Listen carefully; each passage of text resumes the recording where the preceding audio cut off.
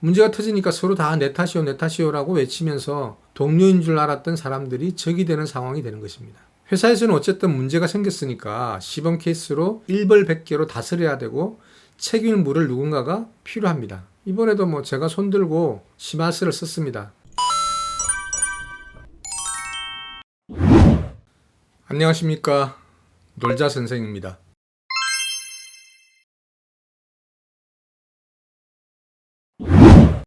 저는 대학을 졸업하고 근 30년 동안에 총 10종의 명함을 가졌었습니다.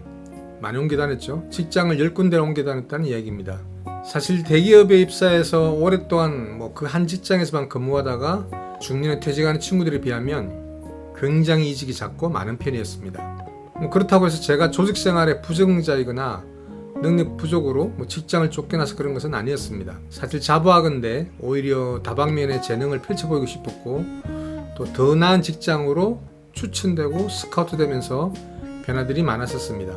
저는 고등학교 교사, 또 광고 기획자, 컨설턴트, 강사, 재무설계사라는 전혀 다른 영역으로 직업을 옮겼었고 또 광고업계만 해도 스카우트가 아주 일상적이고 연봉에 따라서 직업을 옮기는 경우가 많았기 때문에 명함이 여러 번 바뀌었던 것입니다. 물론 그 이직 중에는 향후에 대한 계획이 없이 직장을 그만두게 된 실직의 경우도 있었습니다. 대학을 졸업하고 처음 직업을 갖게 된 것은 인문계 고등학교의 임시교사였었습니다. 시도했던 언론계 진입이 실패하면서 사범대 졸업생으로서 제가 할 수 있는 무난한 선택이었습니다. 1980년대 말에 당시에 사립대 사범대 출신들은 사립중고등학교로 지원해서 가게 됐는데 사립학교에서는 취업에 대한 대가로 학교 발전 기금을 요구하는 관행이 만연해 있었습니다. 다행히 제가 근무하게 된 부산의 모 인문계 고등학교는 이 발전 기금은 요구하지 않았습니다. 하지만 대신 1년간을 전교사가 아닌 임시직으로 임시교사로 근무하게 되었습니다. 1년 후에 이제 전교사로 발령내주겠다고 하는 약속과 함께 말이죠. 그러다가 중간에 사단이 났습니다. 9월쯤인가 몇 명의 학생들이 저를 찾아와서 다음 달에 있을 학예전에 자신들이 만든 동아리도 참여하고 싶은데 지도교사가 없어서 참여가 어려우니까 지도교사로 해주십사. 근데 이름만 올리면 된다는 것이었어요. 그래서 이름만 올리게 해달라고 하는 그 부탁이었습니다. 동아리 이름이 뭐냐 물어봤더니 사회과학연구반이었습니다. 우리나라 정치, 경제, 사회 전반에 대한 문제들을 짚어보고 그 해결책을 모색해보겠다는 다소 거창한 모토를 내건 그 당시 일종의 의식화 동아리였었습니다. 요즘처럼 자유롭고 민주주의 이런 시대와 달리 당시만 하더라도 사회 분위기상 약간의 이 찜찜함이 있었습니다. 그게 없었던 건 아니었지만 고등학생들이 이 사회에 관심을 갖는다는 게 나쁜 일도 아니고 학생들의 열정이 가상해서 제 이름을 지도교사로 올리라고 허락을 했었습니다. 학예전 당일이었습니다. 교실마다 동아리들이 이제 하나씩 차지하고 전시를 하고 있었습니다. 그 중에 한 방에 이제 제가 지도교사로 이름을 올린 사회과학 연구반이 있었고요. 거기 이제 들어갔습니다. 제가 들어가서 딱 봤는데 뜨악 하고 놀랐었습니다. 교실 그 4개 벽에다가 흰 전지로 이제 검정색 매직으로 이렇게 이야기들이 글자들이 이제 썩 써 있었는데 대자보였죠. 대자보가 붙었습니다. 우리나라의 사회, 노동, 여성, 인권 등에 대한 이제 문제에 대한 그런 고발과 또 자신들의 생각을 적어서 이제 붙여놨던 것입니다. 처음에는 이제 요새 애들이 이렇게까지 생각을 하는구나. 저희 고등학교 때는 그러지 못했는데 하는 생각과 함께 살짝 놀랐으나 그렇게 틀린 말도 아니고 그렇거니 하고 이제 생각했더랬습니다. 자, 그런데 이제 바닥에는 귀신들의 그림들이 그려져 있습니다. 그리고 그 귀신들에게는 이름이 붙어 있었습니다. 보충수업 귀신, 자율학습 귀신. 그리고 그 그림들을 사람들의 동선에 따라서 바닥에 붙어 있었기 때문에 전시된 걸 이제 구경하려면 당연히 밟고 지나갈 수밖에 없게 그렇게 배치를 해놓은 것입니다. 저는 이제 가볍게 그냥 웃으면서 지나갈 수 있었지만 교감 선생님들한테는 그러지 못했던 것이었죠. 그 탓으로 다음에 이제 정규교사로 발령내주겠다고 하는 학교의 구두 약속은 연기가 돼서 사라져버렸습니다. 사회에 첫 발을 내디딘 지 1년 만에 계약기간 만료라는 형태로 첫 직장을 떠나게 된 셈이었습니다. 정규교사 발령을 이제 문서로 받지 못했기 때문에 그런 이제 1년 임시 교사였기 때문에 특별히 뭐 법적으로 구제를 받을 그런 시도를 하지도 않았었습니다. 다행히 그 학교를 나온 지 얼마 되지 않아서 신문 광고를 보고 지원한 공업계 고등학교에 이제 정교사로 채용이 되었었습니다. 두 번째 제가 실직을 했던 경험은 그로부터 한 20년 정도 지나서 대기업 계열의 광고회사에 근무할 때였습니다. 대리로 이제 입사해서 10년 만에 이사를 달았을 때입니다. 국내외 불경기로 인해 가지고 광고 물량이 많이 줄어졌습니다. 게다가 모기업이었던 어떤 이제 우리나라 굴지 기업이 공중분해에 대해서 깨어지고 있던 상황이었기 때문에 그 계열사인 그 회사도 독자적으로 살아남기가 쉽지 않았습니다. 광고 대행사라고 하는 게 공장이나 설비 자재가 없고 오로지 인적 자본으로 꾸려져 운영되는 회사입니다. 회사가 매출이 줄어들어서 운영이 어려우면 매각을 하거나 인력을 슬림화해서 구조조정하는 방법 말고는 다른 뾰족한 수가 없었습니다. 당시 기획본부장이었던 저에게 어려운 과제가 주어졌습니다. 회사가 어려우니까 인력을 줄일 수밖에 없고, 그리고 제가 또 직원들을 잘 아니까 저보고 공고사직 대상자를 적어내라 라고 하는 요구였습니다. 그거 참 힘든 일이었습니다. 합리적이면서 또 인간적이었던 그 당시의 대표님도 그랬고 저도 마찬가지였지만 정말 이게 그 상황을 어쩔 수는 없다고는 이해는 했지만 정말 괴로웠죠.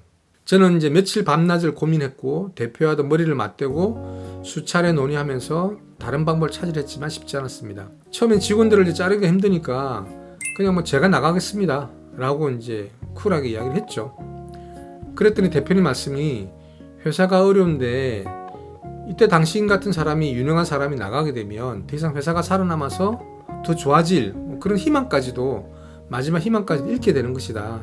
그러니까 지금 뭐 비록 직원들을 내보내는 게 낫다, 직원들을 내보내게 되지만 당신이 회사를 재건해가지고 그 친구들 다시 불러오면 되지 않겠느냐 하는 것이었습니다.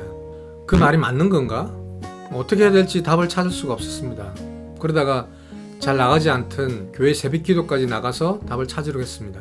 1시간 정도 앉아 있었을까요? 갑자기 뭔가 머릿속에 어떤 생각이 딱 떠올랐습니다. 그게 하나님의 음성을 들은 걸까요? 모르겠습니다. 그게 뭐 하나님의 음성인지 잘 모르겠지만 그때 그 생각은 이런 것이었습니다. 나는 너에게 이미 답을 줬다. 이게 무슨 말이지? 이미 답을 주셨다고? 뭐지? 다시 또 계속 이제 여쭤봤죠. 물어봤죠. 그게 뭐죠? 주신 답이 뭐죠? 전 받은 기억이 없고 무슨 말씀인지 잘 모르겠습니다. 저는 부족하고 나약한 한 인간일 뿐입니다. 분명히 말씀해 주시지 않으시면 그렇게 또 작은 음성으로 이야기하시면 저는 무슨 말씀인지 못 알아듣습니다. 한 10분쯤을 그렇게 답을 구했더니 어떤 생각 하나가 떠올랐습니다. 이 성경에 보면 하나님이 사람을 사랑하라 라고 하시긴 하셨지만 회사를 사랑하라 라고 하신 적은 없었습니다. 제가 남아서 결국은 회사를 살리고 재건해가지고 지금 나가는 친구들을 나중에 다시 뽑겠다 하는 거는 성경적이지 않은 거죠. 자, 그래서 이제 직원들 이름을 써내는 대신에 제가 그냥 그만두기로 했습니다. 제가 나가면 직원 한 2-3명 정도는 구할 수 있지 않겠습니까? 라고 이제 대표님을 설득했습니다. 사실 직원들이 잘못해서 능력이 없어서 회사가 어려워진 게 아닌데 그들을 회사에서 그냥 내보낼 수는 없었습니다. 새벽 기도까지 다녀와가지고 하나님의 말씀을 들었다고 하니까 그 대표가 저를 더 이상 붙잡지 못하더라고요. 저는 제 직장 경력에서 두 번째로 이제 대책 없이 회사를 나오게 되었습니다. 이번에는 자의에 의한 사직이었던 거죠. 세 번째로 향후 계획이 없이 회사를 그만두게 된 것은 그때가 이제 실질적으로 저의 최초의 공고 사직이었습니다. 당시 한 제조업체의 마케팅 커뮤니케이션 실장으로 근무를 하고 있었습니다. 광고나 홍보, 디자인 대행사를 관리하면서 거기에 외주를 주고 회사의 광고 홍보물들의 퀄리티나 또 집행을 총관리하는 그런 일을 맡았습니다. 그러던 중에 사고가 났습니다.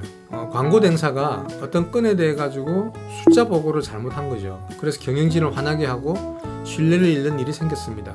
일이 안 되고 꼬이려고 하니까 이게 몰아서 오는 것 같습니다. 회사에 대한 부정적인 기사가 이 신문에 났는데 당시에 자신들의 잘못을 회피하던 그 기업 홍보실에서 잘못된 보고로 인해서 아무 상관도 없는 홍보 대행사가 그 덤터기를 쓰게 되었습니다. 대행사들을 관리하는 책임은 저희 부서한테 있었고 그 부서의 총괄 책임자는 저였기 때문에 대행사와 함께 책임을 질 수밖에 없었습니다. 회사 일이란 게 그렇더군요. 이 프로젝트를 어느 한 부서만 단독으로 하는 경우가 드뭅니다. 함께 협력해서 해야 할 일들이 많습니다. 그 말은 무슨 말이냐면 공이 생기면 그 일에 참여했던 유관 부서들이 공파에게 그 공을 나눠 가져야 하듯이 문제가 생기면 같이 협력했던 그 부서들 모두 공동 책임을 져야 되는 거죠. 그렇지만 현실에서는 꼭 그렇지는 않습니다.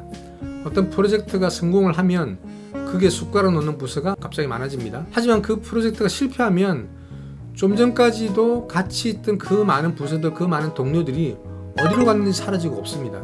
문제가 터지니까 서로 다 내 탓이요 내 탓이요라고 외치면서 동료인 줄 알았던 사람들이 적이 되는 상황이 되는 것입니다. 회사에서는 어쨌든 문제가 생겼으니까 시범 케이스로 일벌백계로 다스려야 되고 책임을 물을 누군가가 필요합니다. 이번에도 제가 손들고 시마스를 썼습니다. 때문에 그 일이 있고 난 한 달 후에 인사 개편에서 저는 대기 발령자가 되어 있었습니다. 대기 발령은 사직하라는 압력이었습니다. 직원이긴 하되 조직도 이름이 없는, 이제 일이 없는 거죠. 물론 말 그대로 이제 발령이 날 때까지 버티고 대기하는 거죠. 또 자리를 지키고 있으면 그럴 수는 있습니다. 또 정당한 해고의 사유가 없었기 때문에 사실은 해고라는 형태로 할 수가 없었던 회사 입장도 있었던 거죠. 그러나 회사가 해고하려고 하는 의지가 단호한데 주변에 또 안타까운 동료들의 시선이 있긴 하지만 자리를 버틴다는 것이 그다지 이게 여의치는 않습니다. 게다가 회사에서는 인사본부장을 내세워서 저를 회유하고 설득하는 작업을 하기 시작했습니다. 회사에서는 부당 해고로 판가름 나면 받게 되는 불이익 때문에